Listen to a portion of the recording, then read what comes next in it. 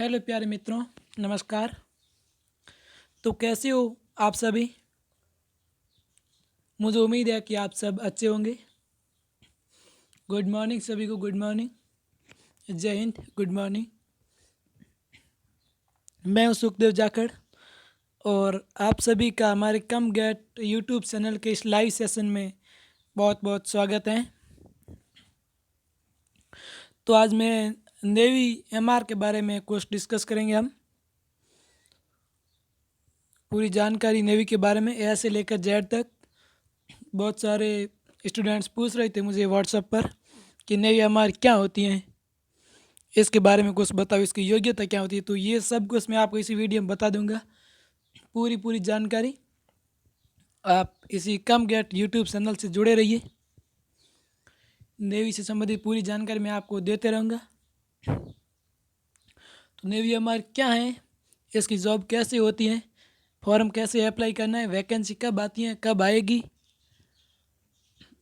और इसकी क्या योग्यता होती है, और इसका क्या सिलेबस होता है, और कहाँ से इसकी कोचिंग करनी है और कैसे ज्वाइन करना है, ये सब कुछ मैं आपको बता दूंगा। और भी आपके जो भी डाउट हैं वो इस बताते रहना लाइव सेशन में। मैं नाम लेकर तो नहीं आपके डाउटों को सॉल्व कर पाऊंगा, लेकिन मैं मेरी कम गेट आईडी से मैं आपको बता दूंगा। आपके डाउट है वो बताते रहना साथ साथ। शुरू से लेकर लास्ट तक इस वीडियो में जुड़े रहना। बहुत ही महत्वपूर्ण होने वाला ये वीडियो नेवी एमआर वालों के लिए। तो चलते हैं। शुरू करने से पहले अगर आप हमारे चैनल पर नए हो तो हमारे चैनल को सब्सक्राइब कर दें और घंटी वाला बटन दबाकर नोटिफिकेशन ऑन कर दें, ताकि जो भी नई वीडियो अपलोड करूं उसकी नोटिफिकेशन तुरंत आपके पास पहुंच जाए।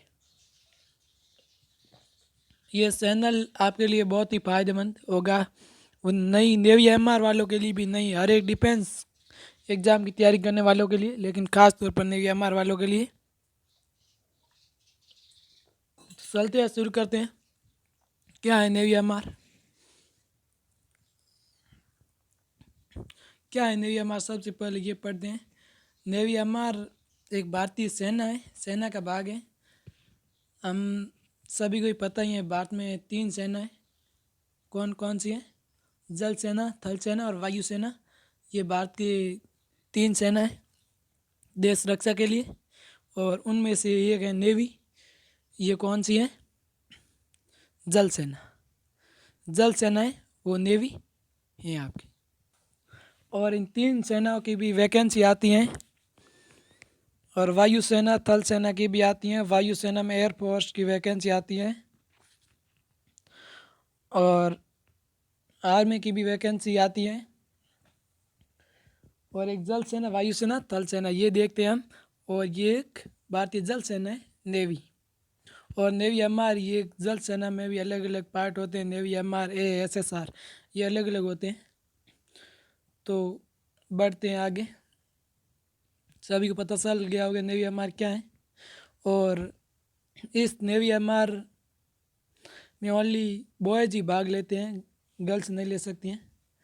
आगे देखते हैं नेवी एमआर ज्वाइन कैसे करना है आपको। नेवी एमआर ज्वाइन करने के लिए आपको फॉर्म अप्लाई करने के बाद आपकी सबसे पहले लिखित परीक्षा होगी। लिखित परीक्षा देनी होगी आपकी, और लिखित परीक्षा की 50 अंक की होगी। 50 अंक में क्या क्या पूछा जाएगा? 25 अंक का जनरल नॉलेज पूछा जाएगा, जिसमें स्टैटिक जीके, इतिहास, भूगोल और साइंस पूछी जा सॉरी साइंस नहीं पूछी, इतिहास, भूगोल और हिस्ट्री पूछी जाएगी। और बाकी 25 अंक का पूछी जाएगी मैथ और साइंस दोनों मिलाकर 25 की पूछी जाएगी, और 25 की जनरल नॉलेज मिलाकर कुल 50 अंकों का पेपर होगा, और 50 क्वेश्चन हो गए। प्रत्येक क्वेश्चन 1 अंक का होगा आपका। 12 से 13 क्वेश्चन मैथ के पूछे जाएंगे, और 12 क्वेश्चन साइंस के पूछे जाएंगे, और जनरल नॉलेज के 25 क्वेश्चन पूछे जाएंगे। तो लिखित परीक्षा ये हो गई। उसके बाद आपका मेडिकल टेस्ट होगा। मेडिकल टेस्ट हम सब जानते ही हैं। और फिर फिजिकल टेस्ट होगी, दौड़ होगी, वो सब सारा फिजिकल टेस्ट में होगा।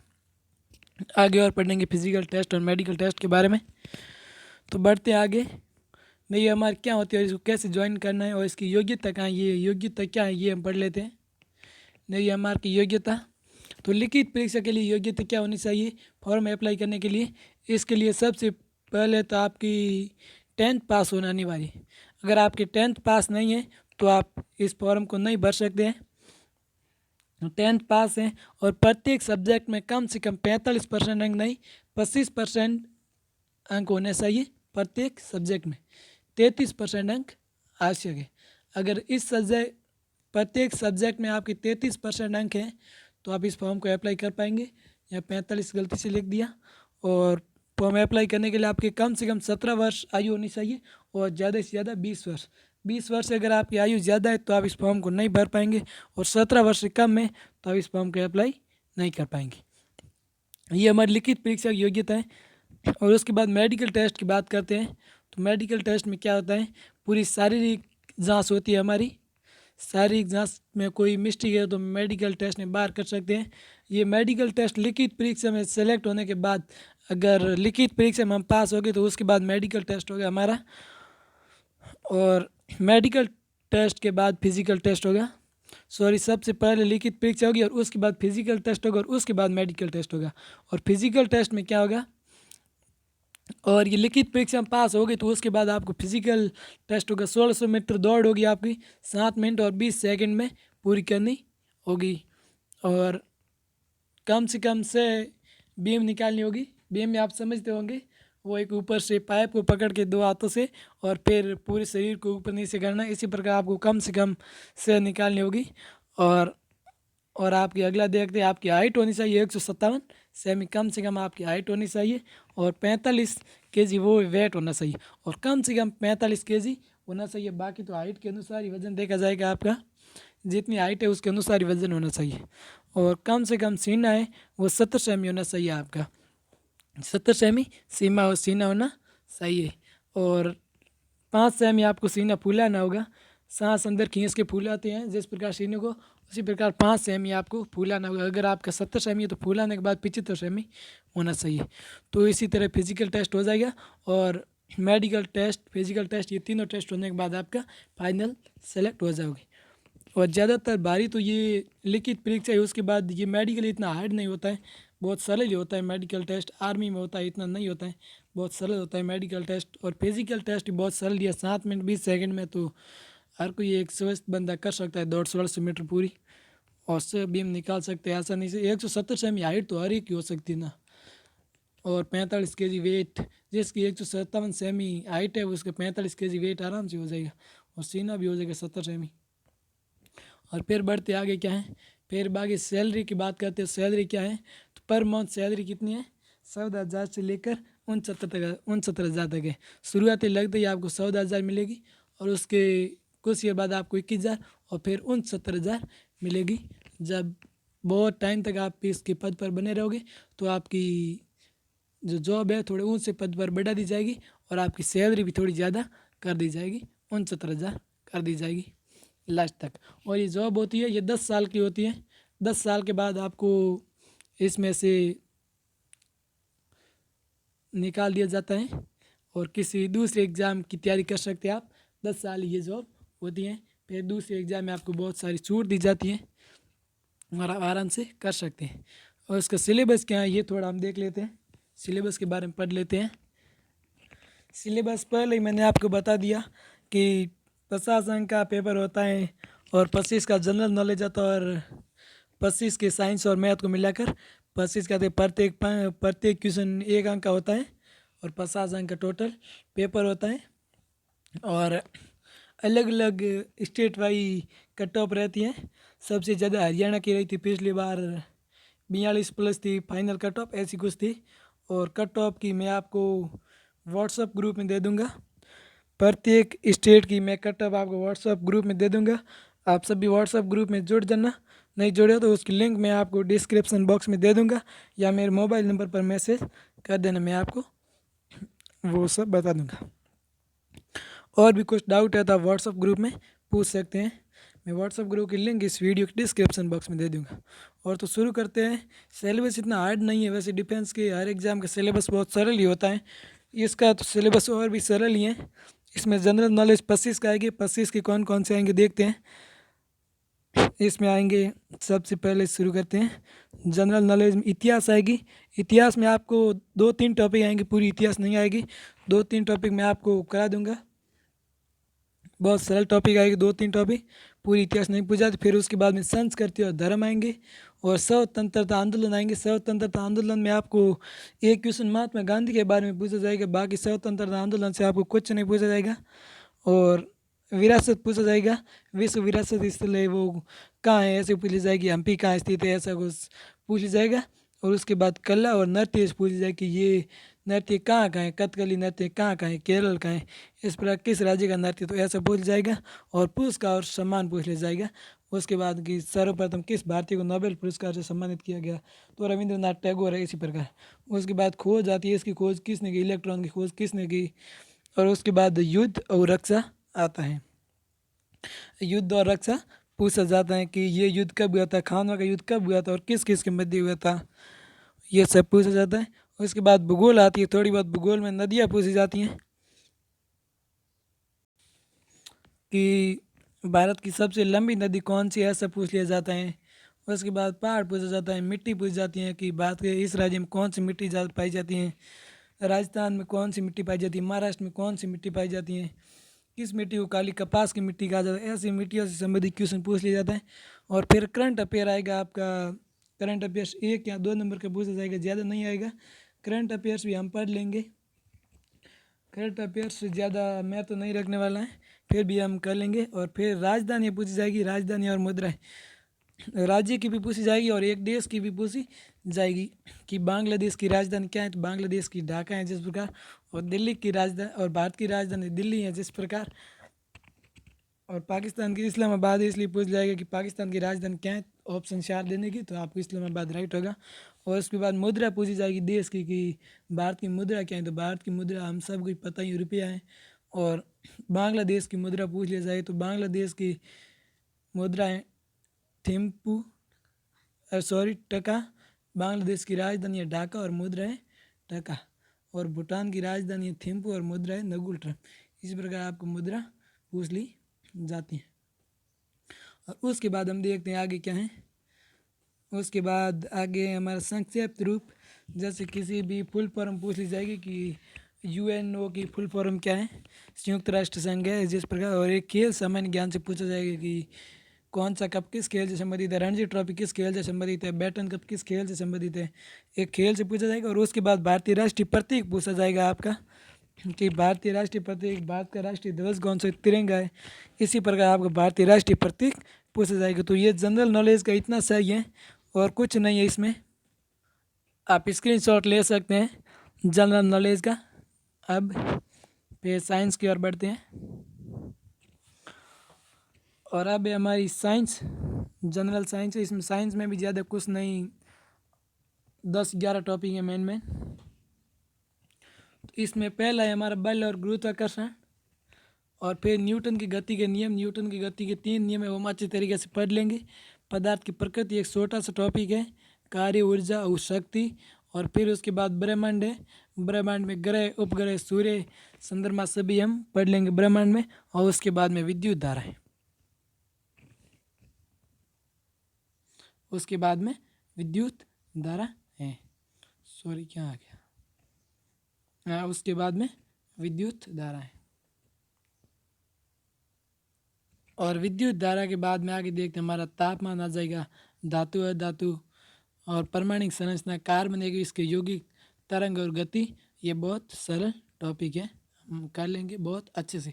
और ये मैं कर रहा हूँ, अगर आप मेरे चैनल सच्चे दिल से जुड़े रहेंगे तो आपको इससे बाहर से कोई क्वेश्चन नहीं पूछा जाएगा, मैं हर एक आपको टॉपिक अच्छे से कंप्लीट करा दूंगा। उसके बाद मैथ के देख लेते हैं।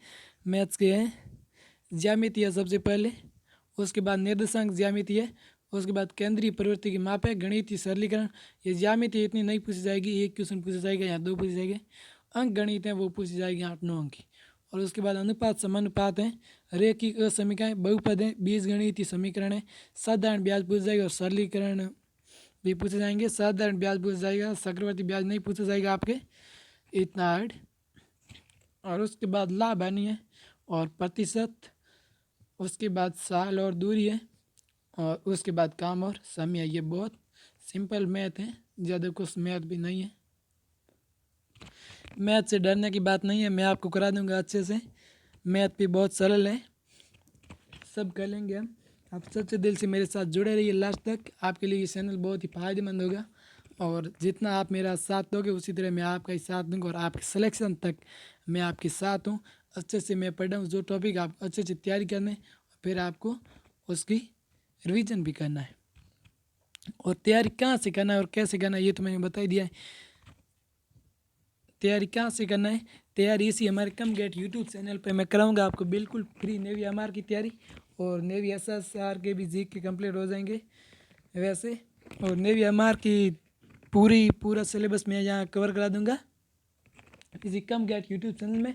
तो आज ही कम गेट यूट्यूब चैनल को सब्सक्राइब करके नोटिफिकेशन ऑन कर दीजिए, ताकि मैं जो भी वीडियो डालूँ वो आप तक उसका नोटिफिकेशन पहुँच जाए। और समय समय पर आपको क्लास लेना है, क्लास लेने के बाद आपको नोट्स बना देना है अच्छे से, और फिर उसका रिवीजन भी करना है। प्रत्येक टॉपिक कंप्लीट होने के बाद उसके क्विज भी लाएंगे, क्विज करेंगे, और उसके बाद टेस्ट भी लेंगे। प्रत्येक संडे को हम उसका टेस्ट लेंगे, प्रत्येक टॉपिक का जो टॉपिक पूरा हो गया व्हाट्सएप पर हम टेस्ट लेंगे। और उसके बाद फिर रैंक भी आपको बता दी जाएगी, प्रथम रैंक किसकी आई, सेकंड रैंक, ये सब भी हम व्हाट्सएप पर सेंड कर देंगे। तो आपको बाकी कहीं से भी कोचिंग लेने की कोई ज़रूरत नहीं है, मैं आपको करा दूंगा बिल्कुल फ्री से। कोई बाहर से नहीं आएगा, आप सच्चे दिल से यहाँ से पढ़ोगे तो मैं बिल्कुल अच्छे से पढ़ा दूँगा। एक भी क्वेश्चन बाहर से नहीं आएगा, ये मैं गारंटी लेता हूँ। और आप आराम से 45 प्लस स्कोर कर सकते हैं, एक भी क्वेश्चन बाहर से नहीं आएगा। और कोई दूसरी जानकारी, कोई डाउट हो तो आप पूछ सकते हो, मैं आपको जानकारी दे दूँगा। मैं नाम से तो नहीं बता पाऊँगा, लेकिन मैं कम गेट आईडी से मैं आपके डाउटों का आंसर दे दूँगा। जल्दी से अपने डाउट बता दीजिए। और कुछ बच्चे पूछ रहे थे कि वैकेंसी कब आएगी, तो वैकेंसी कब आएगी वो मैं आपको बता देता हूँ कि वैकेंसी है नेवी एमआर की, वो आ गई है। और वैकेंसी आ गई, उसका नोटिफिकेशन अभी तक जारी नहीं हुआ है। अब 1 मंथ के अंदर अंदर नोटिफिकेशन जारी हो जाएगा। पिछले 2 सालों की नेवी एमआर की वैकेंसी नहीं आएगी, लेकिन ये प्रत्येक ईयर में 2 बार नेवी एमआर की वैकेंसी आती है प्रत्येक ईयर में। लेकिन अब 2 साल से कोई वैकेंसी नहीं आई है कोरोना की वजह से, और अब 1 मंथ में इसका नोटिफिकेशन जल्दी जारी हो जाएगा और इसके फॉर्म स्टार्ट हो जाएंगे। तो एज मैंने बता दी 17 से 20 होनी चाहिए, और जो इस वैकेंसी आई है इसके लिए एज है, इसकी मैं आपको एज बता देता हूँ।